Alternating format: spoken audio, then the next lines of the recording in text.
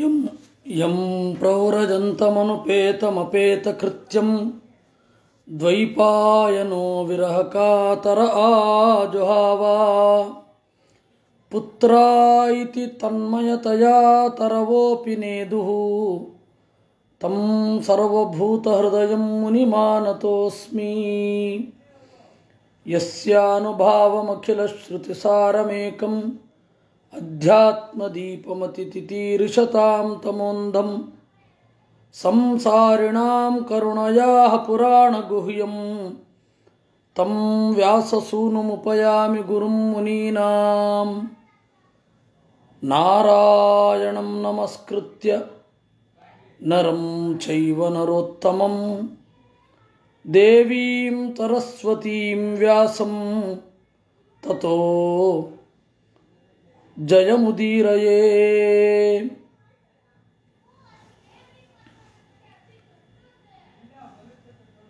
ಮಾತರ್ಮೇ ಮಾತರಿಶ್ವನ್ನ ಪಿತರತುಲಗುರೋ ಭ್ರಾತರಿಷ್ಟಾಪ್ತಬಂಧೋ ಸ್ವಾಮಿನ್ ಸರ್ವಾಂತರಾತ್ಮನ್ನಜರ ಜರಯಿತರ್ಜನ್ಮ ಮೃತ್ಯಾಮಯಾನಾಂ ಗೋವಿಂದೇ ದೇಹಿ ಭಕ್ತಿಂ ಭವತಿ ಚ ಭಗವನ್ ಊರ್ಜಿತಾಂ ನಿರ್ನಿಮಿತ್ತಾಂ ನಿರ್ವ್ಯಾಜಾಂ ನಿಶ್ಚಲಾಂ ಸದ್ಗುಣಗಣಬೃಹತೀಂ ಶಾಶ್ವತೀಂ ಆಶುದೇವಾಂ.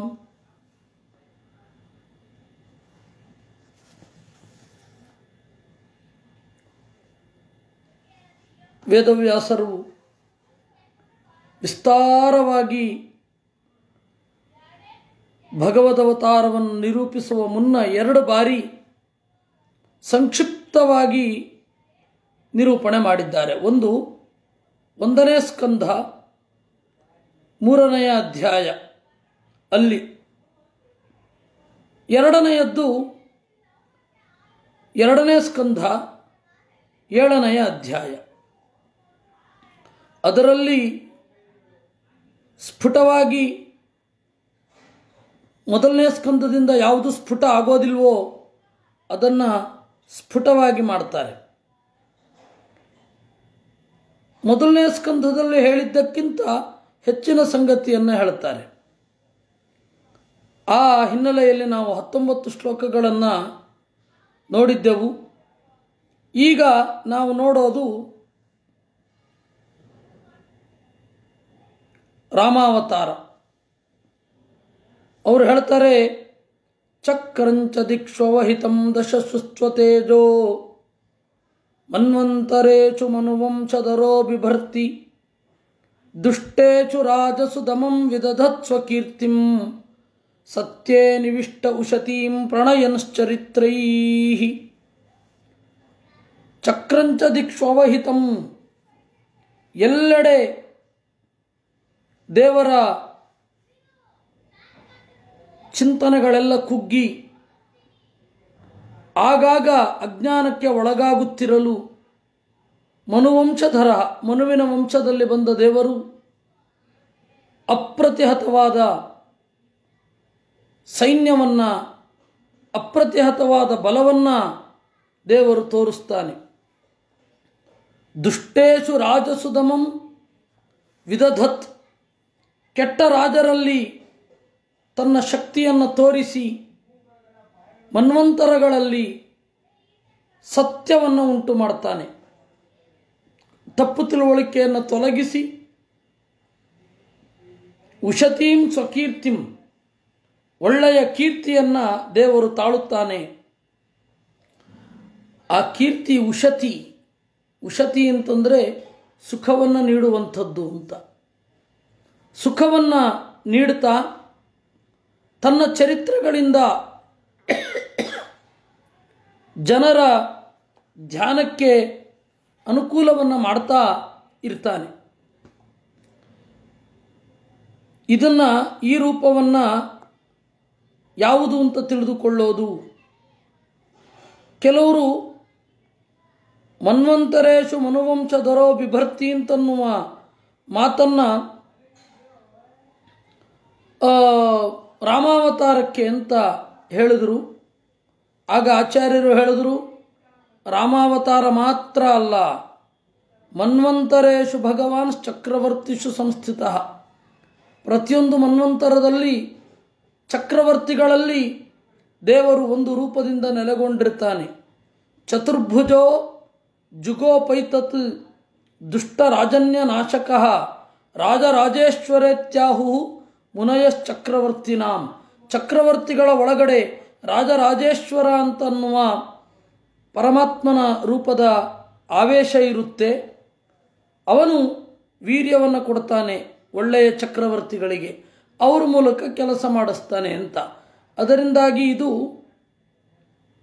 ರಾಮಾವತಾರ ಅಲ್ಲ, ಮತ್ತೆ ರಾಜರಾಜೇಶ್ವರ ಅವತಾರ. ಇದಕ್ಕೆ ಒಂದು ಉದಾಹರಣೆ ಹೇಳೋದಾದರೆ ಕುವಲಯಾಶ್ವ. ಮಹಾಭಾರತದ ವನಪರ್ವದಲ್ಲಿ ಕುವಲಯಾಶ್ವನ ಕಥೆ ಬರುತ್ತೆ. ಆ ಕುವಲಯಾಶ್ವ ಅವರಪ್ಪ ಬೃಹದಶ್ವ ಅಂತ ಒಬ್ಬ ಇದ್ದ. ಸಮುದ್ರದ ದಂಡೆ ಹತ್ತಿರ ಒಬ್ಬ ತಪಸ್ಸು ಮಾಡ್ತಾ ಇದ್ದ, ಉದಂಕ ಅಂತ. ಒಬ್ಬ ರಾಕ್ಷಸ ಅವನಿಗೆ ಕಾಟ ಕೊಡ್ತಾ ಇದ್ದ. ಅವನ ಹೆಸರು ಬೇರೆ ಇದೆ, ಆದರೆ ದುಂದು ಅಂತ ಅವನಿಗೆ ಕರೀತಾ ಇದ್ರು. ಆ ದುಂದು ಎಲ್ಲ ತಪಸ್ಸು ಮಾಡುವವರಿಗೆ ತೊಂದರೆ ಕೊಡ್ತಾ ಇದ್ದ. ಇವತ್ತಿನ ಪ್ರಾಕೃತಿಕ ವಿಕೋಪಗಳಲ್ಲಿ ಅತ್ಯಂತ ಹಿರಿದಾದದ್ದು ಎಲ್ಡಾರೋಡೋ ಮೊದಲಾದ ವಿಕೋಪಗಳು. ಇದ್ದಕ್ಕಿದ್ದಂತೆ ಮರಳು ಮುಸುಕಿ ಬಿಡುತ್ತೆ, ಉಸಿರಾಡ್ಲಿಕ್ಕೆ ಕೂಡ ಟೈಮ್ ಇಲ್ಲ. ಅಟ್ಲೀಸ್ಟ್ ಪ್ರವಾಹದಲ್ಲಿ ಒಂದಿಬ್ಬರಾದರೂ ಬದುಕುಳಿದಾರು. ಈ ರೀತಿ ಉಸುಕು ಬಂದು ಮನೆ ತುಂಬ ತುಂಬಿಕೊಂಡು ಬಿಟ್ಟರೆ ಯಾರು ಬದುಕಿರ್ಲಿಕ್ಕೆ ಸಾಧ್ಯ ಇಲ್ಲ. ಆ ತರಹದ ಪ್ರಾಕೃತಿಕ ವಿಕೋಪದ ರೂಪದಲ್ಲಿದ್ದ ಅಸುರ. ಅವ ಏನು ಮಾಡಿದ, ಎಲ್ಲರನ್ನ ಕಾಡ್ತಾ ಇರಬೇಕಾದ್ರೆ ಉದಂಕ ದೇವರನ್ನು ಧ್ಯಾನ ಮಾಡಿದ. ದೇವರು ಪ್ರತ್ಯಕ್ಷನಾದ. ಸ್ವಾಮಿ, ನನ್ನಂತೆ ಕಾಟಕ್ಕೆ ಒಳಗಾಗುವ ಎಲ್ಲ ತಪಸ್ವಿಗಳನ್ನು ರಕ್ಷಿಸಬೇಕು ಅಂದ. ದೇವರ ಆಯಿತು ಅಂದ, ರಕ್ಷಿಸ್ತೇನೆ, ಆದರೆ ನೀನು ಯಾರ ತಲೆಯ ಮೇಲೆ ಕೈ ಇಡ್ತೀಯೋ ಅವರ ಒಳಗಡೆ ಇದ್ದು ಅವನನ್ನು ಕೊಲ್ತೇನೆ, ನೇರವಾಗಿ ಕೊಲ್ಲೋದಿಲ್ಲ. ಸರಿ, ಉದಂಕ ತನ್ನ ಹತ್ತಿರದ ಪ್ರಜೆಗಳ ಕ್ಷೇಮವನ್ನು ಬಯಸುವ ಸಜ್ಜನನಾದ ರಾಜನ ಬಳಿಗೆ ಹೋಗ್ತಾ ಇರಬೇಕಾದ್ರೆ ಆ ಬೃಹದಶ್ವ ಸಿಂಹಾಸನದಿಂದ ಕೆಳಗಡೆ ಇಳಿದು ಕಾಡಿಗೆ ಹೋಗ್ತಾ ಇದ್ದಾನೆ. ಬೃಹದಶ್ವನಿಗೆ ಉದಂಕ ಎದುರಾಗಿ ಹೇಳಿದ, ಬೃಹದಶ್ವ, ಒಳ್ಳೆ ಅಪರ್ಚುನಿಟಿ ಇದೆ, ಮತ್ತೆ ವಾಪಸ್ಸು ಹೋಗಿ 1-2 ದಿವಸಗಳ ತನಕ ರಾಜನಾಗಲಿಕ್ಕೆ ನಿನ್ನ ಮಗನ ಹತ್ರ ಹೇಳು. ಆಯಿತು ಅಂತಾನೆ. ನಾನು ನಿನ್ನ ತಲೆಯ ಮೇಲೆ ಕೈ ಇಡ್ತೇನೆ, ನಾರಾಯಣ ನಿನ್ನ ಒಳಗಡೆ ನೆಲೆಸುತ್ತಾನೆ, ನೀನು ದುಂದುವನ್ನು ಕೊಲ್ಲು, ಲೋಕದಲ್ಲಿ ಪ್ರಖ್ಯಾತಿಯನ್ನು ಪಡೆ, ಇಷ್ಟು ಜನ ತಪಸ್ವಿಗಳಿಗೆ ನೆರವಾದ ಪುಣ್ಯದಿಂದ ಎತ್ತರದ ಲೋಕಕ್ಕೆ ಹೋಗ್ತೀಯಾ ಅಂತ. ಆಗ ಬೃಹದಶ್ವ ಹೇಳ್ತಾನೆ, ಒಂದು ಬಾರಿ ಒಂದನ್ನು ಬಿಟ್ಟ ಮೇಲೆ ಮತ್ತೆ ಅದನ್ನು ಸ್ವೀಕರಿಸೋದು ಅಂತಂದರೆ ವಾಂತಿಯನ್ನು ಕುಡಿದ ಹಾಗೆ. ಅದರಿಂದ ಒಂದು ಬಾರಿ ರಾಜ್ಯ ಪದವಿಯನ್ನು ಬಿಟ್ಟಾಗಿದೆ, ಮಗನಿಗೆ ಕೊಟ್ಟಾಗಿದೆ, ಮತ್ತೆ ನಾನು ಅದನ್ನು ಸ್ವೀಕರಿಸೋದಿಲ್ಲ. ಬೇಕಾದರೆ ಆ ಮಗನೇ ಒಳ್ಳೆಯ ಖ್ಯಾತಿಯನ್ನು ಪಡಲಿ, ಒಳ್ಳೆಯ ಖ್ಯಾತಿಯನ್ನು ಅನುಭವಿಸಲಿ. ಇಂತಹ ಆದರ್ಶ ಬಹಳ ದೊಡ್ಡ ಆದರ್ಶ. ನಾನು ಒಂದು ಬಾರಿ ರಾಜ ಪದವಿಯನ್ನು ಏರಿ ಇಳಿದ ಮೇಲೆ ಮತ್ತೆ ಏರುವುದಿಲ್ಲ ಅಂತ. ಸರಿ, ಬೇರೆ ದಾರಿ ಇಲ್ಲದೆ ಉದಂಕ ಕುವಲಯಾಶ್ವನ ಹತ್ತಿರ ಹೋದ. ಕುವಲಯಾಶ್ವನಿಗೆ ಹೇಳಿದ, ನೀನು ರಾಜ, ನಾನು ತಲೆಯ ಮೇಲೆ ಕೈಯಿಟ್ಟು ನಾರಾಯಣನ ಜಪ ಮಾಡ್ತೇನೆ, ನಿನ್ನಲ್ಲಿ ನಾರಾಯಣ ಸನ್ನಿಹಿತನಾಗ್ತಾನೆ, ಅವನು ದುಂದುವನ್ನು ಕೊಲ್ತಾನೆ, ಕೀರ್ತಿ ನಿನಗೆ, ನೆಮ್ಮದಿ ನಮಗೆ ಎಂದ. ಆಯಿತು ಅಂದ, ಪ್ರಜೆಗಳ ಕ್ಷೇಮಕ್ಕಾಗಿಯೇ ಇರುವುದು ತಾನೆ, ಆಯಿತು ಅಂದ ಅವನು. ಅದರಂತೆ ಕುವಲಯಾಶ್ವನ ತಲೆಯ ಮೇಲೆ ಕೈ ಇಟ್ಟು ಆಶೀರ್ವಾದ ಮಾಡಿದ. ಉದಂಕ ಕುವಲಯಾಶ್ವನ ದೇಹದ ಒಳಗಡೆ ನಾರಾಯಣನ ಪ್ರವೇಶ ಆಯಿತು. ದುಂದುವನ್ನು ಕೊಂದ.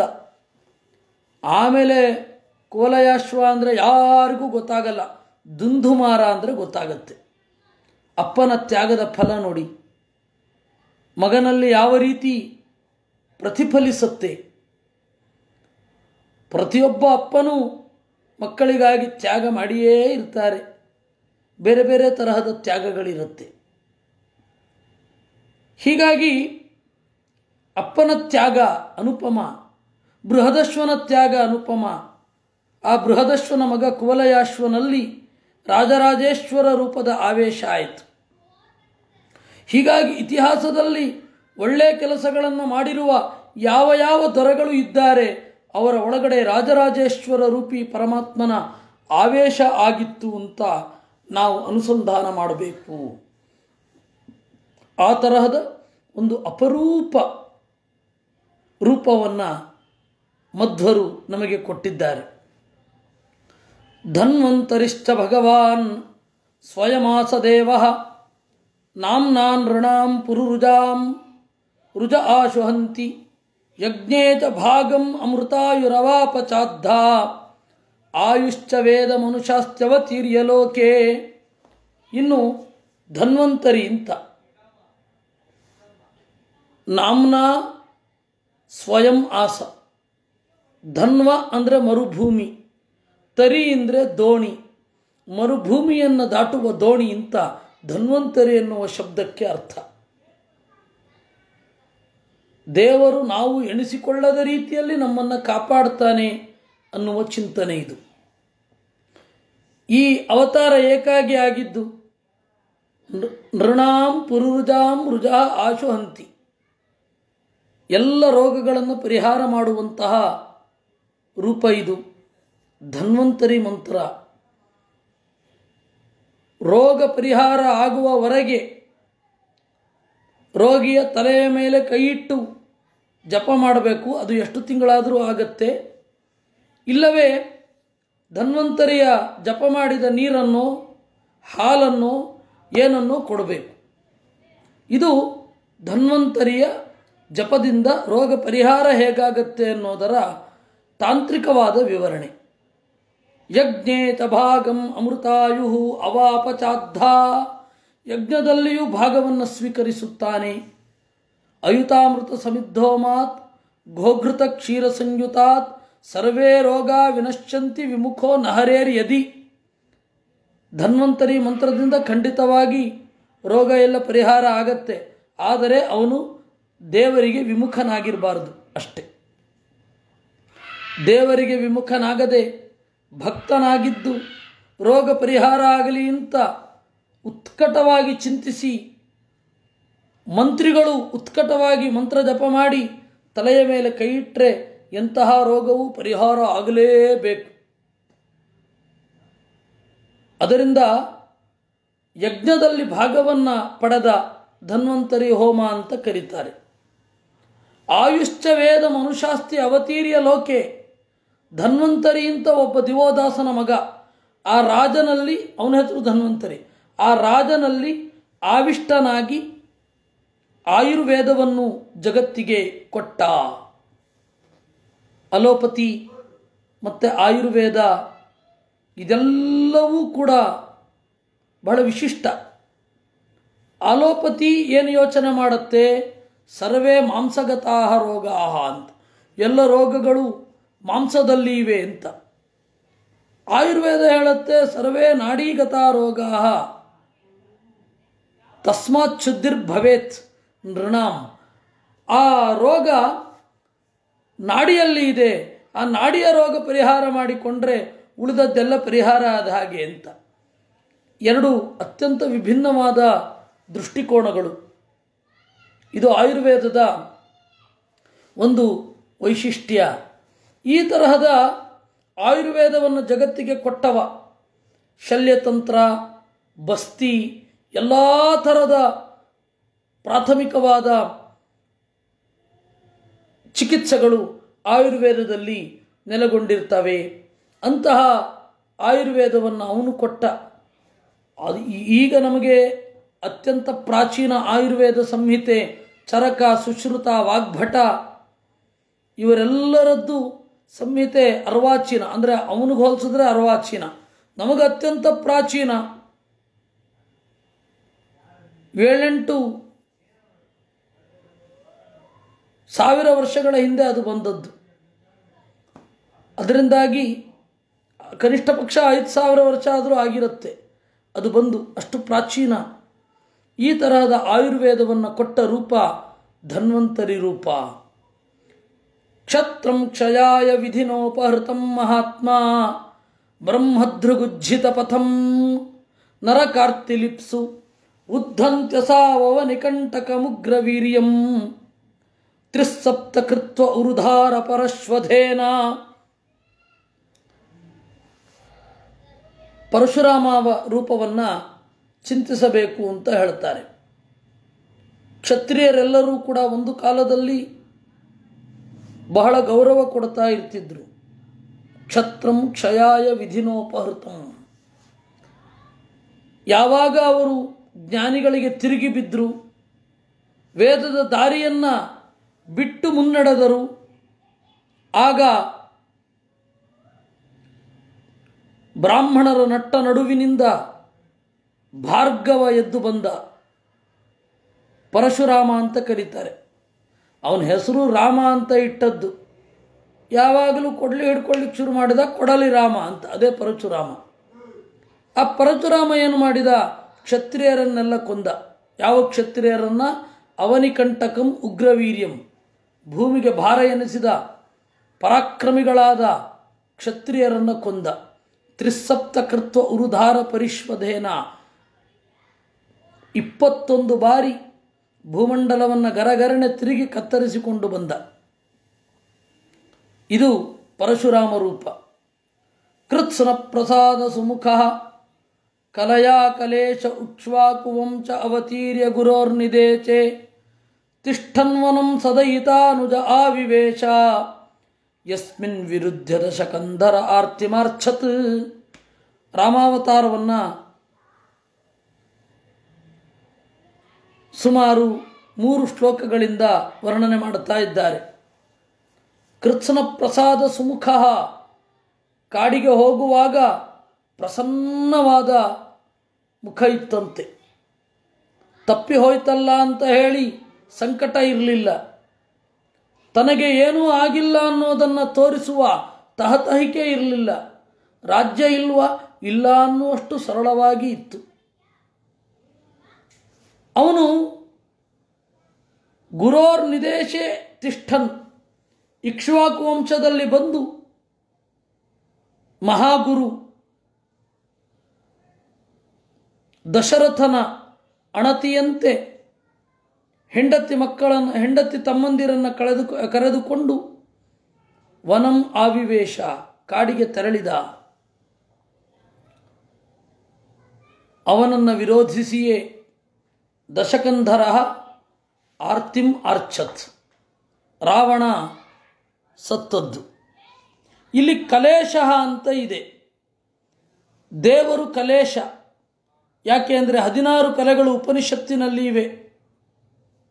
ಪ್ರಾಣ, ಶ್ರದ್ಧಾ, ಖಂ, ವಾಯು, ಜ್ಯೋತಿ, ಆಪಃ, ಪೃಥಿವೀ, ಅಂತರಿಕ್ಷಂ, ಹೀಗೆ 16 ಕಲೆಗಳಿದೆ.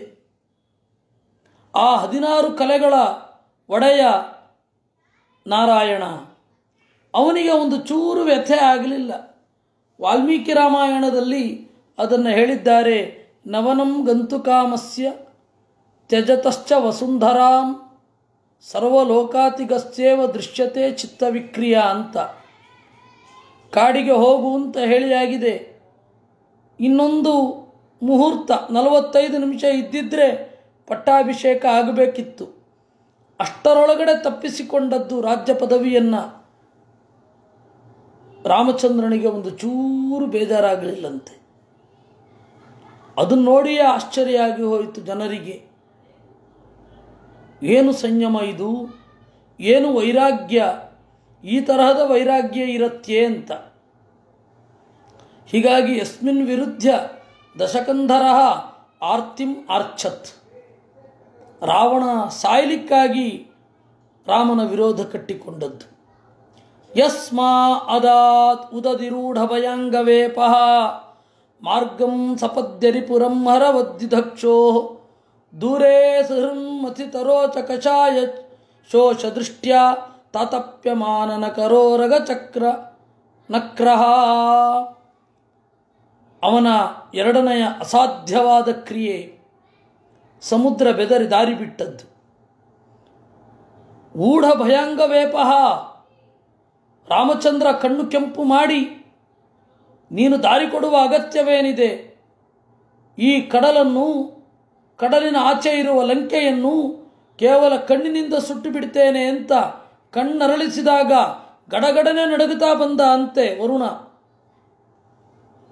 ತಾತಪ್ಯಮಾನ ನಕರೋರಗ ಮಕರೋರಗ ನಕ್ರ ಚಕ್ರ. ರಾಮನ ಕಡೆಗಣ್ಣ ನೋಟದಿಂದ ಕಡಲೊಳಗಡೆ ಇರುವ ಮೀನು, ಮೊಸಳೆ ಮೊದಲಾದವುಗಳೆಲ್ಲ ಕುದಿಯುವ ನೀರಿನಲ್ಲಿ ಕುಳಿತಂತೆ ಭಾಸವಾಯಿತಂತೆ ಅವುಗಳಿಗೆ.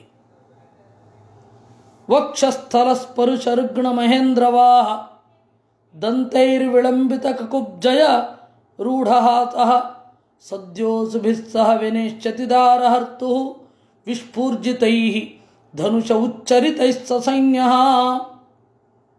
ಇನ್ನು ಇವನ ಇನ್ನೊಂದು ಕಾರ್ಯ ರಾವಣನ ಸಂಹಾರ.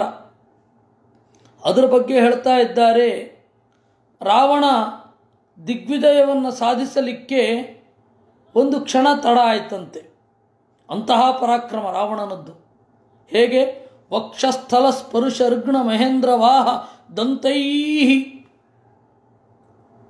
ಹಲವಾರು ಕೋರೆ ದಾಡೆಗಳಿರುವ ಮಹೇಂದ್ರನ ಆನೆ ಐರಾವತ ವೇಗವಾಗಿ ಬಂದು ರಾವಣನ ಎದೆಗೆ ತಿವಿಯಿತಂತೆ.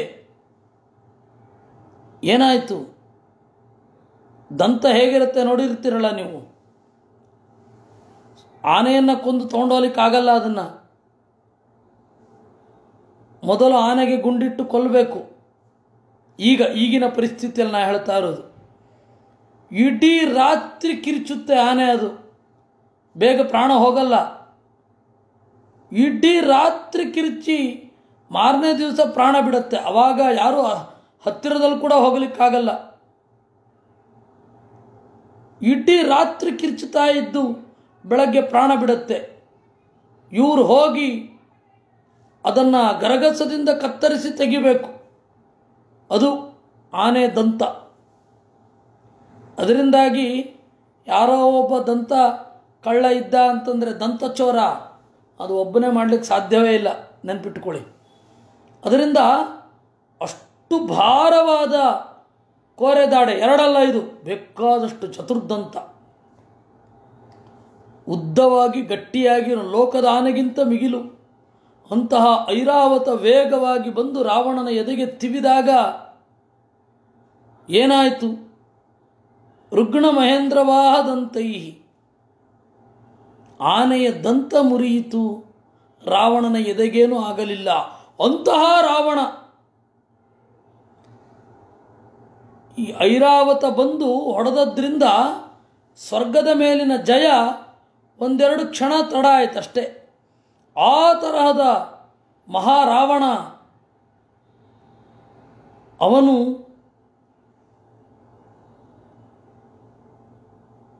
ರಾಮ ಲಂಕೆಗೆ ಬಂದಾಗ ರಾಮಚಂದ್ರನ ಬಿಲ್ಲಿನ ಠೇಂಕಾರದಿಂದಲೇ ವಿನೇಶ್ಯತಿ ಸತ್ತು ಹೋಗುತ್ತಾನೆ. ಇದೇನ್ರಿ ಇದು? ಇದ್ದಕ್ಕಿದ್ದ ಹಾಗೆ ವಿನೇಶ್ಯತಿ ಅಂತ ಹೇಳಿ ಫ್ಯೂಚರ್ ಟೆನ್ಸಿನ ಪ್ರಯೋಗ ಎಲ್ಲಿಯಾದರೂ ಕೇಳಿದ್ದೀರಾ? ಗಾಂಧೀಜಿ ಇನ್ನೇನು ಬರ್ತಾರೆ ಅಂತ ಹೇಳಿ ಪ್ರಯೋಗ ಮಾಡಿದ್ರೆ ಹೇಗೆ ಅಂತ ಕಾಯ್ತಾ ಇದ್ರು ಅಂತ ಹೇಳಬೇಕಲ್ಲಿ. ಆಮೇಲೆ ವಿನೇಶ್ಯತಿ ಅಂತ ಇಲ್ಲಿ ಯಾವುದೂ ಇಲ್ಲದೆ ಹೇಳ್ತಾರೆ. ಕಾರಣ ಏನು ಅಂದರೆ, ಮುಂದೆಯೂ ಕೂಡ ಈ ಥರದ ಘಟನೆ ನಡೆಯುತ್ತೆ. ರಾವಣ ಬರ್ತಾನೆ, ರಾಮ ಬರ್ತಾನೆ. ಈ ಘಟನೆಗಳು ಚಕ್ರದಂತೆ ಪರಿವರ್ತನೆ ಆಗ್ತಾನೇ ಇರ್ತವೆ. ಉದ್ಧಾರ ಆಗಬೇಕಾದ ಜೀವಿಗಳು ಉದ್ಧಾರ ಆಗ್ತಾ ಇರ್ತಾರೆ. ಇದನ್ನು ಹೇಳಲಿಕ್ಕೆ ಪುರಾಣಗಳು ಕೆಲವೊಮ್ಮೆ ಈ ತರಹದ ಚಮತ್ಕಾರ ಮಾಡ್ತವೆ. ಇನ್ನು ವಿಸ್ಫೂರ್ಜಿತೈ ಧನುಜ ಉಚ್ಚರಿತೈ ಸಸೈನ್ಯ, ರಾಮಚಂದ್ರ ಬಂದು ಬಿಲ್ಲಿನ ದಾರವನ್ನು ಮೀಟಿದ ಕೂಡಲೇ ಅವನು ಸತ್ತ ಅಂತ, ಹೌದು ನಾನು ಸಾಯೋದು ಅಂತ ಅವನಿಗೆ ಅನ್ನಿಸಿಬಿಟ್ಟಿತ್ತಂತೆ. ಆ ಭಾವನೆಯನ್ನು ಇಟ್ಟುಕೊಂಡು ಅವನು ಬಿಲ್ಲಿನ ಠೇಂಕಾರದಿಂದಲೇ ಸತ್ತದ್ದು ಅಂತ ಹೇಳಿದ್ರು. ಸ್ಕಾಂದ ಪುರಾಣದಲ್ಲೊಂದು ರಾಮಾಯಣ ಬರುತ್ತೆ. ಆ ರಾಮಾಯಣದಲ್ಲಿ ಹೀಗೆ ಹೇಳ್ತಾರೆ, ಧನುರ್ವಿಸ್ಫೂರ್ಜಿತೈರ್ನಷ್ಟ ರಾವಣ ಪೂರ್ವಮೇವತು ಪುನಃ ಮುಕ್ತೈ ರಾಮಚರೈ ಸಾನುಬಂಧೋ ವಿನೇಶ್ಯತಿ ಇತಿ ಸ್ಕಾಂದೇ ಅಂತ ಹೇಳಿದ್ದಾರೆ. ಅದರಿಂದ ರಾಮ ಬಂದು ಲಂಕೆಯ ಒಳಗಡೆ ಕಾಲಿಟ್ಟು ನೇಣನ್ನು ಬಿಲ್ಲಿನ ತುದಿಗೆ ಬಿಗಿದು ಬಿಲ್ಲನ್ನು ಮೀಂಟಿದಾಗಲೇ ರಾವಣ ನಾನು ಸತ್ತೇ ಅಂತ ಅಂದುಕೊಂಡಿದ್ದ. ಅವನ ಸೆಲ್ಫ್ ಕಾನ್ಫಿಡೆನ್ಸ್ ಎಲ್ಲ ಮಾಯ ಆಗಿ ಹೋಗಿತ್ತು. ಇದನ್ನು ಇಟ್ಟುಕೊಂಡು ಭಾಗವತ ಹೇಳಿದ್ದು ರಾಮನ ಪರಾಕ್ರಮ ಹೇಗಿದೆ ನೋಡಿ ಅಂತ. ಇನ್ನು ರಾಮ ಆದ್ಮೇಲೆ ಕೃಷ್ಣ.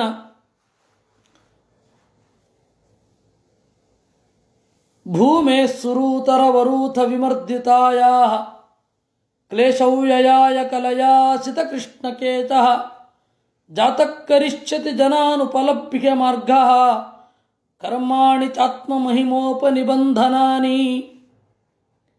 ದೈತ್ಯರ ಸೈನ್ಯ ಭೂಮಿಯ ಮೇಲೆ ಇತ್ತು. ಅದರಿಂದಾಗಿ ಭೂಮಿಗೆ ಮೆಂಟಲ್ ಸ್ಟ್ರೆಸ್, ಅದು ಭೂಮಿಯ ಭಾರ ಅನ್ನೋದು. ಕ್ಲೇಶವ್ಯಯಾಯ, ಆ ಭೂಮಿಯ ದುಃಖ ನಾಶ ಆಗಲಿ ಅಂತ ಹೇಳಿ ಸಂಕರ್ಷಣ ಅವತರಿಸಿದ. ಜನರಿಗೆ ಯಾರಿಗೂ ಗೊತ್ತಾಗದಂತೆ ಆತ್ಮಮಹಿಮೋಪನಿಬಂಧನಾನಿ ಕರಿಷ್ಯತಿ, ತನ್ನ ಮಹಿಮೆಯನ್ನು ನೆನಪಿಸಿಕೊಳ್ಳುವ ಹಾಗೆ ಕರ್ಮವನ್ನು ಮಾಡ್ತಾನೆ. ಇದು ಯಾರನ್ನು ಹೇಳ್ತಾ ಇದೆ? ಬಲರಾಮನನ್ನು ಹೇಳ್ತಾ ಇದೆ. ಬಲರಾಮ ದೇವರ ಅವತಾರಗಳಲ್ಲಿ ಒಂದು ಅಂತ ಭ್ರಮೆ ಬರುವ ಸಾಧ್ಯತೆಗಳಿದೆ. ಅದಕ್ಕೆ ಮಧ್ವಾಚಾರ್ಯರು ಹೇಳಿದ್ರು ಬಲರಾಮ ಶೇಷ. ಅದರಿಂದಾಗಿ ಬಲರಾಮ ಪರಮಾತ್ಮನ ಅವತಾರ ಅಲ್ಲ. ಯಾಕೆಂದರೆ ಅಲ್ಲಿ ಅನೇಕ ಅಜ್ಞಾನಗಳು ಕಂಡಿದೆ. ದುರ್ಯೋಧನನಿಗೆ ಮಾತು ಕೊಡ್ತಾನೆ ಬಲರಾಮ, ನನ್ನ ತಂಗಿಯನ್ನು ನಿನಗೆ ಕೊಡ್ತೇನೆ ಅಂತ. ಆಗ ಬಲರಾಮನಿಗೆ ದೇವರೇ ವಂಚಿಸ್ತಾನೆ. ವಂಚಿಸೋದು ಅಂತಂದರೆ ಅವನಿಗೆ ದಿಕ್ಕು ತಪ್ಪಿದಂತೆ ಮಾಡಿದ್ದು. ದೇವರೇ ಬಲರಾಮ ಆಗಿದ್ದರೆ ಈ ತರಹದ ಕ್ರಿಯೆಗಳೆಲ್ಲ ಸಾಧ್ಯ ಇದೆಯೇ? ಅಲ್ಲ, ವಿನೋದ ಅನ್ಬೇಡಿ, ಅದಕ್ಕೆ ಶಾಸ್ತ್ರ ಒಪ್ಪಿಗೆ ಕೊಡೋದಿಲ್ಲ.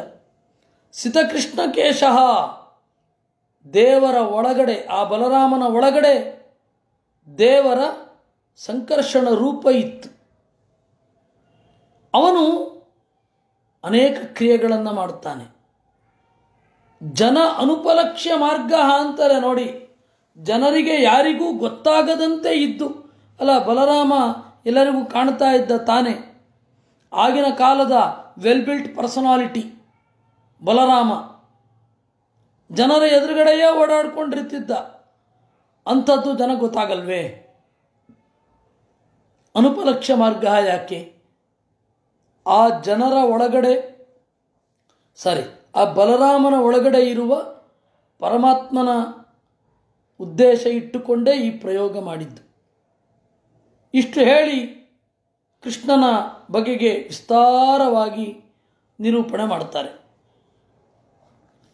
ತೋಕೇನ ಜೀವಹರಣಂ ಯದುಲೂಪಿಕಾಯಾ ತ್ರೈಮಾಸಿಕಸ್ಯ ಚ ಪದಾಚಕಟೋಪವೃತ್ತಃ ಯದ್ರಂಗತಾಂತರಗತೇನ ದಿವಿಸ್ಪೃಶೋರ್ವಾ ಉನ್ಮೂಲನಂತ್ವಿತರಥಾರ್ಜುನಯೋರ್ನ ಭಾವ್ಯಂ. ತೋಕೇನ ಜೀವಹರಣಂ ಯದುಲೂಪಿಕಾಯಾ. ಉಲೂಪಿಕಾ ಅಂತ ಹೇಳ್ತಾರೆ ಯಾರಿಗೆ? ಪೂತನೆಗೆ. ಯಾಕೆಂದರೆ ಉತ್ಕೃಷ್ಟವಾದ ರೂಪವನ್ನು ಧರಿಸಿ ಬಂದಿದ್ಲು. ಆ ರೂಪಕ್ಕೆ ಮರುಳಾಗಿಯೇ ಗೋಪಿ ಆಗ ತಾನೇ ಹುಟ್ಟಿದ ಮಗುವನ್ನು ಸುಮಾರು 1 ತಿಂಗಳಾಗಿತ್ತು ಅಂತ ಇಟ್ಕೊಳ್ಳಿ, ಪೂತನೆಯ ಕೈನಲ್ಲಿ ಕೊಟ್ಟು ಆಯಾಸದಿಂದ ಕಣ್ಮುಚ್ಚಿದ್ಲು. ಆಗ ಪೂತನೆಯ ಮೊಲೆಯನ್ನು ಹೀರುವ ಮೂಲಕ ದೇವರು ಅವಳ ಪ್ರಾಣವನ್ನೇ ಹೀರಿದ. ತೋಕೇನ ಪುಟ್ಟ ಮಗುವಾಗಿದ್ದಾಗ ಉಲೂಪಿಕಾಯ ಚಂದದ ರೂಪವನ್ನು ಧರಿಸಿ ಬಂದ ಉರ್ವಶಿಯ ಆವೇಶ ಇರುವ ಪೂತನೆಯ ಜೀವವನ್ನು ಕಸಿದ. ತ್ರೈಮಾಸಿಕಸ್ಯ ಚ ಪದಾ ಶಕಟೋಪವೃತ್ತ 3 ತಿಂಗಳ ಮಗುವಾಗಿದ್ದಾಗ ಶಕಟಃ ಅಪವೃತ್ತ ಶಕಟಾಸುರನನ್ನು ಒದ್ದ. ಅವತ್ತು ಉಪನಿಷ್ಕ್ರಮಣ ಇತ್ತು ದೇವರದ್ದು. ಅಂತಹ ಸಂದರ್ಭದಲ್ಲಿ ಒದ್ದು ಕೆಡವಿದ. ಯದ್ರಿಂಗತಾಂತರಗತ ದಿವಸ್ಪೃಶೋರ್ವ ಅಂಬೆಗಾಲಿಟ್ಟುಕೊಂಡು ನಡೆಯುವಾಗ ಆಕಾಶವನ್ನೇ ಮುತ್ತುವ ಮತ್ತಿ ಮರವನ್ನು ಮುರಿದ. ಇದು ಆಕಸ್ಮಿಕ ಅಲ್ಲ, ದೇವರ ಶಕ್ತಿಯಿಂದ ಆಗಿದ್ದು. ಇಲ್ಲಿ ಮಧ್ವಾಚಾರ್ಯರು ಒಂದು ಸ್ವಾರಸ್ಯಕರವಾದ ವ್ಯಾಖ್ಯಾನವನ್ನು ಬರೀತಾರೆ. ದಿವಿಸ್ಪೃಶೋ ಅಂತ ಸ್ಕೈ ಸ್ಕ್ರೇಪರ್ ಅಂತ ಹೇಳ್ತಾರಲ್ಲ, ಈಗ ಕನ್ನಡದಲ್ಲಿ ಅದನ್ನು ಗಗನಚುಂಬಿ ಕಟ್ಟಡ ಅಂತ ಹೇಳ್ತಾರೆ. ಆಕಾಶವನ್ನು ಮುಟ್ಲಿಕ್ಕಾಗ್ತದ? ಇಲ್ಲ. ಮತ್ತೆ ದಿವಿಸ್ಪೃಕ್ ಅಂತ ಹೇಳೋದೇನು? ಅದನ್ನು ಹೇಳ್ತಾರೆ, ಸಹಸ್ರಧನುಷಸ್ತ್ಯೂರ್ಧ್ವಂ ದ್ವಿಶಬ್ದೇನಾಪಿ ಬಣ್ಯತೆ. 1000 ಮಾರಿಗಿಂತ ಎತ್ತರ ಆಗಿದ್ದರೆ ಅದನ್ನು ಆಕಾಶ ಮುಟ್ಟಿದ ಗಗನಚುಂಬಿ ಮರ ಅಂತ ಹೇಳಿಬಿಡ್ತಾರಂತೆ. ಅದು 1000 ಮಾರಿಗಿಂತ ಎತ್ತರ ಆಗಿರಬೇಕು ಅಷ್ಟೆ. ಹಾಗೆ ಪ್ರಯೋಗ ಇದೆ. ಈ ರೀತಿ ಪುರಾಣಗಳಲ್ಲಿ ಬರುವ ಮಾತುಗಳ ಅರ್ಥವಾದವನ್ನು ಅರ್ಥೈಸಿಕೊಳ್ಬೇಕು. ಏನೋ ದಿವಿಸ್ಪೃಶೋರ್ವ ಅಂತಂದರೆ ಸ್ವರ್ಗಕ್ಕೆ ಮುಟ್ತಾ ಇದ್ದದ್ದು ಅಂತ ಅರ್ಥ ಮಾಡಬಾರದು. ಅದರ ಅಭಿಪ್ರಾಯ ಹೀಗೆ: ಇತರಥಾ ವಿಷ್ಣುರ್ನಚೇತ್ ಸ್ವಮಹಿಮ ನಿಬಂಧನತ್ವೇನ ನ ಭಾವ್ಯಂ. ಇದನ್ನು ನೋಡಿ ದೇವರನ್ನು ಅಳಿಬಾರದು. ಯಾಕೆಂದರೆ ದೇವರಿಗೆ ಇದಕ್ಕಿಂತ ಶಕ್ತಿ ಇದೆ, ಅದು ನಮಗೆ ಗೊತ್ತಾಗಬೇಕಷ್ಟೆ. ಯದ್ವೈ ವ್ರಜೇ ವ್ರಜ ಪಶೂನ್ ವಿಶತೋ ಯಪೀತಾನ್ ಗೋಪಾನಸ್ತು ಜೀವಯದನುಗ್ರಹ ದೃಷ್ಟಿವೃಷ್ಟ್ಯ ತಚ್ಛುದ್ದಯೇತಿ ವಿಷವೀರ್ಯ ವಿಲೋಲ ಜಿಹ್ವಾಂ ಉಚ್ಚಾಟ ಇಶ್ಚದುರಗಂ ವಿಹರದ್ಹರದಿನ್ಯಾಂ. ಇನ್ನು ಕಾಳಿಯ ನಾಗನ ಸನ್ನಿಧಾನದಿಂದ ನಂಜೇರಿರುವ ಕೊಳದ ನೀರನ್ನು ಕುಡಿದು ಹಸುಗಳೆಲ್ಲ ಜೀವ ಬಿಟ್ಟವು. ದೇವರು ಒಲುಮೆ ತುಂಬಿದ ನೋಟದಿಂದ ನೋಡಿದ. ಆ ಹಸುಗಳಿಗೆಲ್ಲ ಜೀವ ಬಂತು. ಇನ್ನು ಅದನ್ನು ಶಾಶ್ವತವಾಗಿ ಒಂದು ಪರಿಹಾರ ಬೇಕು. ಅದಕ್ಕಾಗಿ ಏನು ಮಾಡಿದ? ಅತಿ ವಿಷವೀರ್ಯ ವಿಲೋಲ ಜಿಹ್ವಂ, ಯಾವಾಗಲೂ ಆಡುವ ನಂಜು ತುಂಬಿದ ನಾಲಿಗೆಯ ಕಾಳಿಯ ನಾಗನನ್ನು ಕುಣಿದು ತುಳಿದು ಓಡಿಸಿದ. ತತ್ಕರ್ಮ ದಿವ್ಯಮಿವಯನ್ನಿಶಿ ನಿಶ್ಚಯಾನಂ ದಾವಾಜ್ಞನಾಚು ವಿಪಿನೇ ಪರಿದಹ್ಯಮಾನೇ ಉನ್ನೇಶ್ಯತಿವ್ರಜಮಿತಃ ಅವಸಿತಾಂತಕಾಲಂ ನೇತ್ರೇ ಪಿಧಾಪ್ಯ ಸಬಲೋ ನಧಿಗಮ್ಯ ವೀರ್ಯಃ. ತತ್ಕರ್ಮ ದಿವ್ಯಮಿವ. ಇನ್ನು ರಾತ್ರಿ ಮಲಗಿದ್ರು ಆ ಕಾಳಿಂಗ ನಾಗನ ಅಥವಾ ಕಾಳಿಯ ನಾಗನ ನಿಜವಾದ ಹೆಸರು ಕಾಳ್ಯ ಅಂತ. ಆ ಕಾಳ್ಯನ ಮಡು ಇರುವ ಜಾಗ ಬಹಳ ದೂರ ವೃಂದಾವನದಿಂದ. ಸರಿ, ಸಂಜೆ ತನಕ ಈ ಕಾಳಿಯ ಮರ್ದನವೇ ಆಯಿತು, ಇನ್ನೆಲ್ಲಿಗೆ ಮತ್ತೆ ಮನೆಗೆ ಹೋಗೋದು, ಬಹಳ ತಡ ಆಗತ್ತೆ ಅಂತ ಹೇಳಿ ಕಾಡಿನ ಒಂದು ಪ್ರದೇಶದಲ್ಲಿ ಮಲಗಿಕೊಂಡ್ರಂತೆ. ಪ್ರಾಯ ದೊಂದಿ ಎಲ್ಲ ಇಟ್ಕೊಂಡು ಮಲ್ಕೊಂಡಿದ್ರು ಕಾಣುತ್ತೆ. ಕಾಳ್ಗಿಚ್ಚು ಶುರು ಆಯಿತು. ಬರೋ ಅಂತ ಕಾಳ್ಗಿಚ್ಚು ಬೀಸ್ತಾ ಇರಬೇಕಾದ್ರೆ ಜನರಿಗೆ ಎಚ್ಚರ ಆಯಿತು. ಗೋಪಾಲಕರು ಹೇಳಿದ್ರು, ಕೃಷ್ಣ ಕಾಪಾಡು ಅಂತ. ಕಣ್ಣು ಮುಚ್ಚಿಕೊಳ್ಳಿ ಇಂದ. ನೇತ್ರೇ ಪಿಧಾಪ್ಯ, ಕಣ್ಣನ್ನು ಮುಚ್ಚಿಸಿ ದಾವಾಗ್ನಿಯನ್ನು ಪಾನ ಮಾಡಿದ ಈ ಕೆಲಸವೋ ದಿವ್ಯಮಿವ, ದೇವರಿಗೆ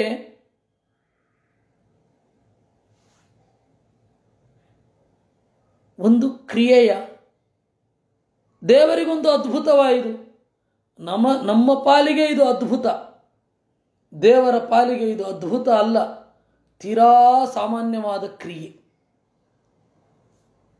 ಅವನ ಪ್ರಕಾರ ನೋಡಿದ್ರೆ ಸ್ತುತ್ಯ ಅಲ್ಲ, ನಮ್ಮ ಪ್ರಕಾರ ಸ್ತುತ್ಯ. ಅದನ್ನು ಆಚಾರ್ಯರು ಹೇಳ್ತಾರೆ, ದಿವ್ಯಮಿವ ಸ್ತುತ್ಯಮಿವ ತದಪೇಕ್ಷಯ ಅನ್ಯೇಷಾಂತು ಸ್ತುತ್ಯಮೇವ. ಉಳಿದವರು ಸ್ತೋತ್ರ ಮಾಡಲೇಬೇಕು. ಗೃಹೀತ ಯದ್ಯದುಪಬದ್ಧಮುಷ್ಯ ಮಾತಾ ಶುಲ್ಬಂ ಸುತೇನ ನತು ತತ್ವದಮುಷ್ಯಮಾತಿ ಯಜ್ಜೃಂಭಿತೋಸ್ಯ ವದನೆ ಭುವನಾನಿ ಗೋಪಿ ಸಂವೀಕ್ಷ ಶಂಕತಮನಃ ಪ್ರತಿಬೋಧಿತಸ್ಯ. ಒಂದು ಬಾರಿ ಕೃಷ್ಣ ತುಂಟತನ ಮಾಡಿದ ಅಂತ ಹೇಳಿ ತಾಯಿಗೆ ಕಟ್ಟಿ ಹಾಕಬೇಕು ಅಂತ ಅನ್ನಿಸಿತು.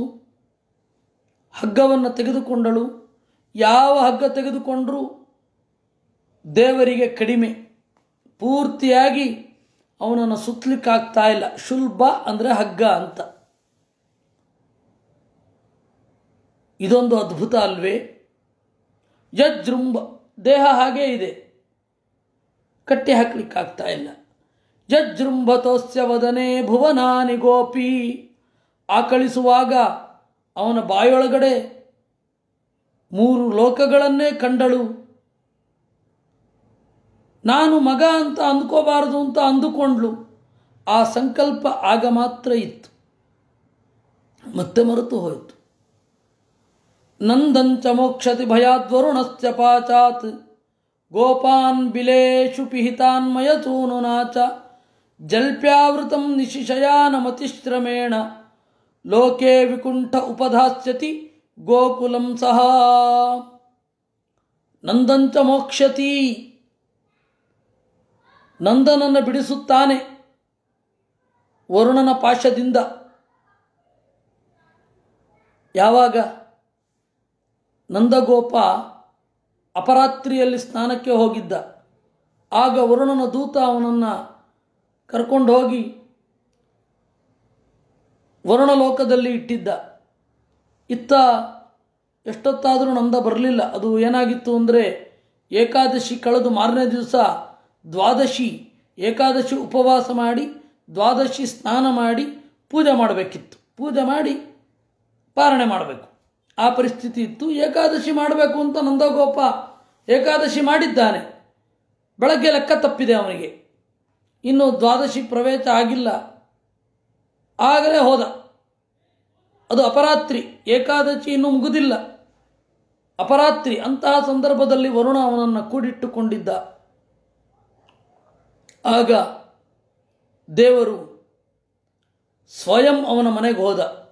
ವರುಣ ಎದ್ದು ನಿಂತು ದೇವರನ್ನು ಸತ್ಕರಿಸಿ ತಂದೆಯೊಡನೆ ಬೀಳ್ಕೊಟ್ಟ.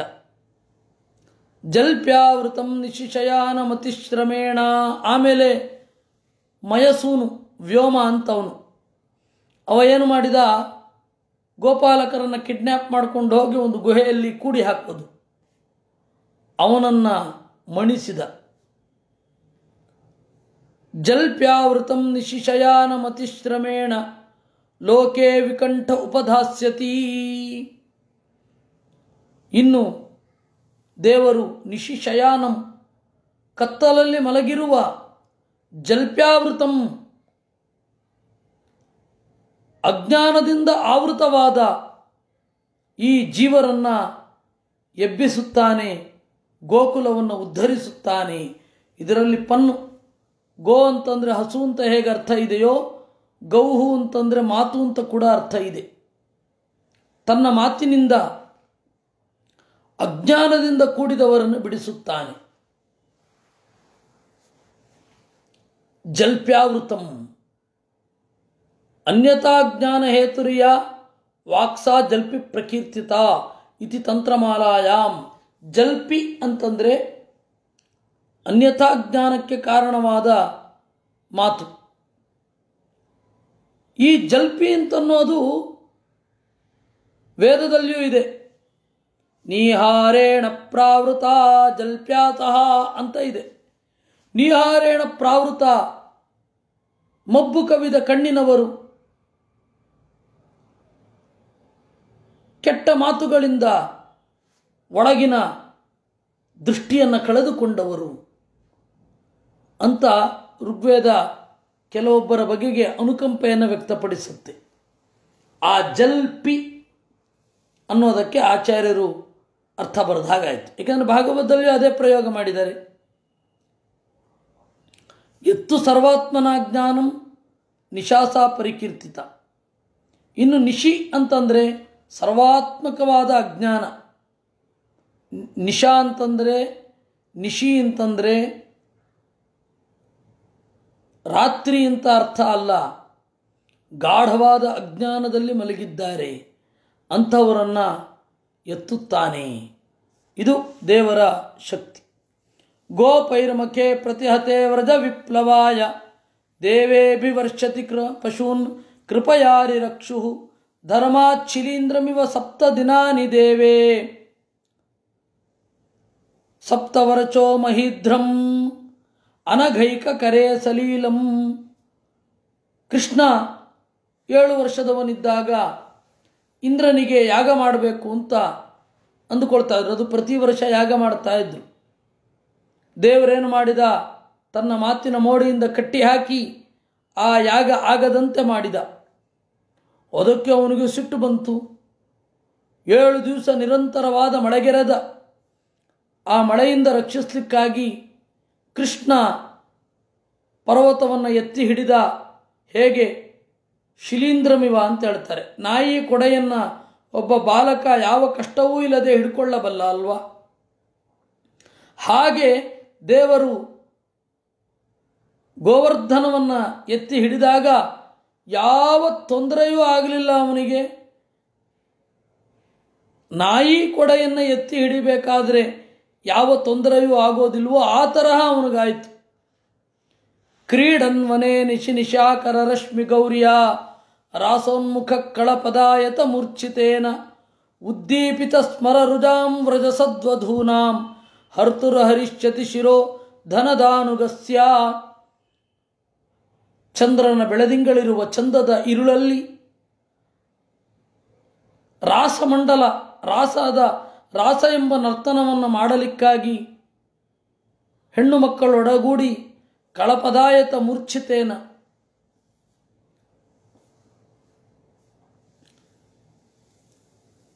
ಸರ್ವಸ್ವರ ಸಮಾಹಾರ ಮೂರ್ಛನ. ಎಲ್ಲ ಸ್ವರಗಳು ಇದ್ದರೆ 7 ಸ್ವರಗಳಿವೆ. ಎಲ್ಲ ಸ್ವರಗಳನ್ನು ಒಳಗೊಂಡ ಹಾಡಿನಿಂದ ಆನಂದದಲ್ಲಿ ಇದ್ದಾಗ ಹೆಣ್ಣು ಮಕ್ಕಳನ್ನು ಕದ್ಕೊಂಡು ಹೋಗಲಿಕ್ಕೆ ಶಂಖಚೂಡ ಅಂತ ಒಬ್ಬ ಅಸುರ ಬಂದ, ಅವನನ್ನು ಕೊಂದ. ಇದು ಈ ಶ್ಲೋಕದ ತಾತ್ಪರ್ಯ. ಇಲ್ಲಿ ಕಳಪದಾಯತ ಮೂರ್ಛಿತೇನ ಅಂತ ಇದೆ. ಕಳಪದ ಅಂದರೆ ಮನೋಹರ ಅಂತ ಅರ್ಥ. ಮೂರ್ಛಿತ ಅಂತಂದರೆ ಸರ್ವಸ್ವರ ಸಮಾಹಾರ ಮೂರ್ಛನೇತಿ ಪ್ರಕೀರ್ತಿತ.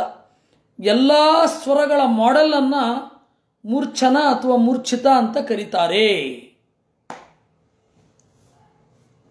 ಎಲ್ಲಿ ಎಲ್ಲ ಪದಗಳ ಸಮಾಹಾರ ಇರುತ್ತೆ ನೋಡಿ.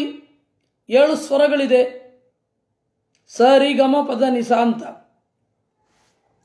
7 ಕೂಡ ಪ್ರಕೃತಿಯ ಒಂದೊಂದು ಭಾಗಗಳಿಂದ ತೆಗೆದದ್ದು. ಸ ಅಂದರೆ ಷಡ್ಜ, ಸ ಅಂತ. ರೀ ಅದು ಋಷಭ, ಎತ್ತಿನ ಗಂಭೀರವಾದ ಧ್ವನಿಯನ್ನು ಗ್ರಹಿಸಿ ಅದರ ಅನುಕರಣೆ ರೀ ಅಂತನ್ನೋದು. ಇನ್ನು ಗಾಂಧಾರ ಗ ಅಂತನ್ನೋದು ಈ 3ನೆಯ ಸ್ವರಕ್ಕೇನೆ 5ನೇ ಮನೆಗೆ ಹೊಟ್ಟೋಗುತ್ತೆ, ರೀ ಅಂತ. ಆ ರೀ ಅನ್ನೋದೇನಿದೆ, ಅದು ಗ ಅನ್ನೋದೇನಿದೆ ಗಾಂಧಾರ. ಬೆಟ್ಟಗಳ ಒಡಲೊಳಗಡೆಯಿಂದ ಹಕ್ಕಿಗಳು ಕೂಗುವಾಗ ಬರುವ ಏರುಸ್ವರ ಅದು ಗಾಂಧಾರ. ಮ ಅಂತನ್ನೋದು ಮಯೂರ ಸ್ವರ, ಕೇಕಾರವ ಅಂತ ಹೇಳ್ತಾರೆ. ಹಾಗೆ ಪ ಧ ದೈವತ, ಧ ಅಂತ ಹೇಳಬೇಕದನ್ನು. ನಿ ನಿಷಾದ. ಹೀಗೆ 7 ಸ್ವರಗಳನ್ನು ಬೇರೆ ಬೇರೆ ಕಡೆಯಿಂದ ಸಂಗೀತ ತನ್ನಿಂದ ತಾನೇ ಬರುತ್ತೆ. ಹಾಗೆ ವೇದ, ಸಂಗೀತ ಬಂದವರಿಗೆ ವೇದವು ಬರುತ್ತೆ. ಆದರೆ ಸಂಗೀತದಲ್ಲಿ ಶೃಂಗಾರ ರಸ ಅವರ ಮನಸ್ಸನ್ನು ಹಿಡಿದಿದ್ದರೆ ವೇದದಿಂದ ಅಷ್ಟು ಶೃಂಗಾರ ಬರೋಲ್ಲ. ಮತ್ತು ಕಂಪ ಯದ್ವಾ ತದ್ವಾ ಇಲ್ಲ. ಈಗ ಉತ್ತರಾದಿ ಸಂಗೀತದಲ್ಲಿ ಒಂದು ಫ್ರೀಡಮ್ ಇದೆ. ಹೇಗೆ ಬೇಕಾದರೂ ನೀವು ರಾಗದ ಭಾವವನ್ನು ವಿಸ್ತರಿಸಿಕೊಳ್ಳಬಹುದು. ಯಾವ ಛಾಯೆಯಿಂದ ಯಾವ ಛಾಯೆಗೂ ಕೂಡ ಜಿಗಿಬಹುದು. ನಿಮ್ಮ ಮನೋಧರ್ಮ ಯಾವ ರೀತಿ ಬೇಕಾದರೂ ವಿಸ್ತಾರ ಆಗಬಹುದು ಅಂತನ್ನುವ ಸ್ವಚ್ಛಂದತೆ ಇದೆ. ಆದರೆ ವೇದದಲ್ಲಿ ಆ ಸ್ವಚ್ಛಂದತೆ ಇಲ್ಲ. 2 ಮಾತ್ರೆ ಅಂದರೆ 2 ಮಾತ್ರೆ, 3 ಮಾತ್ರೆ ಅಂದರೆ 3 ಮಾತ್ರೆ. ವಿಜೇಶ ಕೃದಿಂದ್ರ ಇವಾನವಬ್ರವೋ ಓಸ್ಮಾಕಂ ಅಷ್ಟೇ. ಅಲ್ಲಿ ನೀವು ಬೇರೆ ತರಹ ಮಾಡಲಿಕ್ಕಿಲ್ಲ. ನಿಮ್ಮ ಮನೋಧರ್ಮಕ್ಕೆ ಅನುಗುಣವಾಗಿ ಕಂಪವನ್ನು ಮಾಡಲಿಕ್ಕಿಲ್ಲ. ಹೀಗಾಗಿ ಅದೊಂದು ರಿಸ್ಟ್ರಿಕ್ಷನ್ ಬಿಟ್ಟರೆ ಉಳಿದಂತೆ ವೇದದಲ್ಲಿ ಇವೆಲ್ಲವೂ ಇದೆ. ಅದರಿಂದಾಗಿ ವೇದವನ್ನು ನೀವು ಈ ಸ್ವರದಲ್ಲಿ, ಈ ಸೂಕ್ತವನ್ನು ಈ ಸ್ವರದಲ್ಲಿ ಹಾಡಿ ಅಂದರೆ ಗೊತ್ತಾಗೋದಿಲ್ಲ ಇವತ್ತು. ಈ ತರಹದ ಅರ್ಥ ಕಳ ಮತ್ತು ಮೂರ್ಛ ಅಂತ. ಕಳಪದಂಚ ಆಯತಂಚ ಅಂತಾರೆ ಆಚಾರ್ಯರು. ಕಳಪದಾಯತ ಮೂರ್ಛಿತೇನ. ಕಳ ಅಂತಂದರೆ ಸ್ವಲ್ಪ ಅಸ್ಪಷ್ಟತೆ, ಆಯತ ಅಂದರೆ ದೀರ್ಘವಾದ ಆಲಾಪ. ಆಲಾಪ ಅಸ್ಪಷ್ಟತೆ ಎರಡೂ ಸೇರಿದ ಸರ್ವಸ್ವರ ಸಮಾಹಾರ. ಅದು ಸಂಗೀತದ ಎಲ್ಲ ಲಕ್ಷಣಗಳು ಬಂದ್ಬಿಡುತ್ತೆ. ಗೋಪಾಲಕರ ಆ ಹಾಡಿನಲ್ಲಿ ಮಾರ್ಗದ ಎಲ್ಲ ಲಕ್ಷಣಗಳು ಇವೆ. ಆ ತರಹದ ಹಾಡನ್ನು ನಾವು ಇವತ್ತು ಊಹೆ ಕೂಡ ಮಾಡಿಕೊಳ್ಳಿಕ್ಕಾಗಲ್ಲ. ನಾನು ಒಬ್ಬ ಒಳ್ಳೆ ಸಂಗೀತಜ್ಞರ ಹತ್ತಿರ ಕೇಳ್ತಾ ಇದ್ದೆ. ಅವರಿಗೆ ಥಿಯರಿಟಿಕಲಿ ಮತ್ತು ಪ್ರಾಕ್ಟಿಕಲಿ ಎರಡೂ ತರಹದ ನಾಲೆಜ್ ಅವರಿಗೆ. ಕೇಳಿದೆ, ಮಧ್ವವಿಜಯದಲ್ಲಿ ಗಾಂಧಾರಂ ದಿವಿಷಯಮುಜ್ವಲಂ ಸೃಜಂತಂ ತಾನಾನಾಂ ಉಚಿತತಯಾತ್ತ ಪಂಚಮಾದ್ಯಾ ಅಂತ ಇದೆ. ತಾನಾನಾಂ ತಾಳಗಳ 5ನೇ ಮನೆಗೆ ಜಿಗಿದು ಅಲ್ಲಿಂದ ಮುಂದೆ ಹೋದರು ಅಂತ ಹೇಳಿ ಇದೆ. ಈ ತರಹ ಹಾಡ್ಲಿಕ್ಕಾಗತ್ತಾ ಅಂತ ಕೇಳಿದೆ. ಅದಕ್ಕೆ ಅವ್ರು ಹೇಳಿದ್ರು, ನೋಡು, ಯಕ್ಷಗಾನದಲ್ಲಿ ಶುರು ಮಾಡ್ತಾರೆ. ಯಕ್ಷ ಅಂದರೆ ಏನು? ಅಪರಿಚಿತವಾದ ಗಾನ ಅಂತ. ಯಕ್ಷಗಾನದಲ್ಲಿ ಶುರು ಮಾಡ್ತಾನೆ ತಾರಸ್ವರ. ಯಕ್ಷಗಾನದಲ್ಲಿ ಆಗಿದೆ. ಗಂಧರ್ವ ಗಾನದಲ್ಲಿ ಹಾಗೆ ಯಾರು ಮಾಡೋಲ್ಲ. ಮತ್ತು ನೀನು ಹೇಳ್ತಾ ಇರೋ ರೀತಿಯಲ್ಲಿ ಏನಾದರೂ ಹಾಡು ಹೇಳಲಿಕ್ಕೆ ಹೋದರೆ ಬುರುಡೆ ಓಪನ್ ಆಗಿಬಿಡತ್ತಪ್ಪ ಅಂದರು ಅವರು. ತಾನಾನಾಂ ಉಚಿತತಯಾತ್ತ ಪಂಚಮಾದ್ಯಾ. ಪಂಚಮವೇ ಮೊದಲ ಸ್ವರ ಅಂತೆ. ಅಲ್ಲಿಂದ ಇನ್ನೆಲ್ಲಿಗೆ ಜಿಗಿಬೇಕೋ ಸಾಧ್ಯವೇ ಇಲ್ಲ. ಈ ತರಹ ಏನಾದರೂ ಹೇಳಿಬಿಟ್ರೆ ತಲೆಬುರುಡೆ ಸಿಳಾಗ್ಬಿಡತ್ತಪ್ಪ, ಆ ಥರದ ವೈಬ್ರೇಷನ್ ಬರುತ್ತೆ ಅಂತ. ಆವಾಗ ನನಗೆ ನಾರಾಯಣ ಪಂಡಿತಾಚಾರ್ಯರು ಹೇಳಿದ ಅರ್ಥ ಆಯಿತು. ದ್ವಿವಿಷಯಂ, ದೇವಲೋಕದಲ್ಲಿ ಮಾತ್ರ ಹಾಡುವ ಹಾಡು ಇದು ಅಂತ. ಈ ತರಹದ ಸರ್ವಸ್ವರ ಮೂರ್ಛಿತ ಆ ತರಹದ ಹಾಡನ್ನು ದೇವರು ಹಾಡ್ತಾ ಇದ್ದಾಗ ಶಂಖಚೂಡ ಬಂದ, ಹೆಣ್ಮಕ್ಕಳನ್ನು ತಗೊಂಡೋಗ್ಲಿಕ್ಕೆ ಹೋದ, ದೇವರ ಕೈನಲ್ಲಿ ಸತ್ತ. ಯೇ ಚ ಪ್ರಲಂಬ ಖರ ದುರ್ಧರ ಕೇಶ್ಯರಿಷ್ಟ ಮಲ್ಲೇಭಕಂಸ ಯವನಾ ಕುಜ ಪೌಂಡ್ರಕಾದ್ಯಾ ಅನ್ಯೇ ಚ ಸಾಲ್ವ ಕಪಿಶಲ್ಕ ವಲ್ಕಲ ದಂತವಕ್ರ ಸಪ್ತೋಕ್ಷ ಶಂಬರ ವಿಡೂರಥ ರುಗ್ಮಿ ಮುಖ್ಯಾ ಏವಾಮೃಧೇ ಸಮಿತಿ ಚಾಲಿನ ಆತ್ತಚಾಪಾ ಕಾಂಬೋಜ ಮತ್ಸ್ಯ ಕುರು ಸೃಂಜಯ ಕೇಕಯಾರ್ಣಾ ಯಾಸ್ಯಂತ್ಯದರ ಜನಮಿತಾ ಬಲ ಭೀಮ ಪಾರ್ಥವ್ಯಾಜಾಹ್ವಯೇನ ಹರಿಣ ನಿಲಯಂ ತದೀಯಂ. ಈ ಶ್ಲೋಕ, ಎರಡನೇ ಶ್ಲೋಕ ಮೊದಲು ನೋಡೋಣ. ಅವರು ಹೇಳ್ತಾರೆ, ಯಾರು ಯಾರು ಯುದ್ಧದಲ್ಲಿ ಬಂದರೋ ಕೃಷ್ಣನಿಗೆ ಎದುರಾಗಿ ಅವರೆಲ್ಲ ಯಾರ್ಯಾರು? ಕಾಂಬೋಜ ಅಂತ ಹೇಳಿದ್ರೆ ಅಫ್ಘಾನಿಸ್ತಾನದ ಹತ್ತಿರ, ಮತ್ಸ್ಯ, ಕುರು, ಪಾಂಚಾಲ, ಕೇಕಯ ದೇಶ, ಈ ಎಲ್ಲ ದಶಾರ್ಣ ದೇಶ, ಇವರೆಲ್ಲರೂ ಕೂಡ ದೇವರಿಂದ ಸತ್ತರು. ಹೊರಗಡೆ ಕಂಡದ್ದು ಹೇಗೆ? ಭೀಮಸೇನನ ಬಲದಿಂದ, ಅರ್ಜುನನ ಬಲದಿಂದ ಅಂತ. ಅವರ ಒಳಗಡೆ ಅಂತರ್ಯಾಮಿಯಾಗಿದ್ದು ಕೊಂದವನು ಯಾರು? ಶ್ರೀಕೃಷ್ಣ. ಕೊಂದು ತನ್ನ ಮನೆಗೆ ಒಯ್ದ. ಇನ್ನೂ ಯಾರ್ಯಾರಿದ್ದಾರೆ?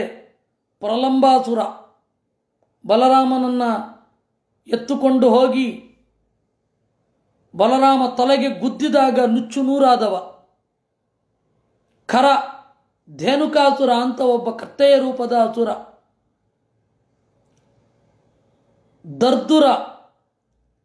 ದರ್ದುರ ಅಂತ ಹೇಳಿ ಒಬ್ಬ ಅಸುರ, ಯಾರೋ ಒಬ್ಬ ಅಸುರ. ಆ ದರ್ದುರ ಅಂತನ್ನುವ ಅಸುರ ಕೇಶಿ, ಕುದುರೆಯ ರೂಪದಲ್ಲಿದ್ದವ. ಅರಿಷ್ಟ ಅಂತ ಒಬ್ಬ ಅಸುರ.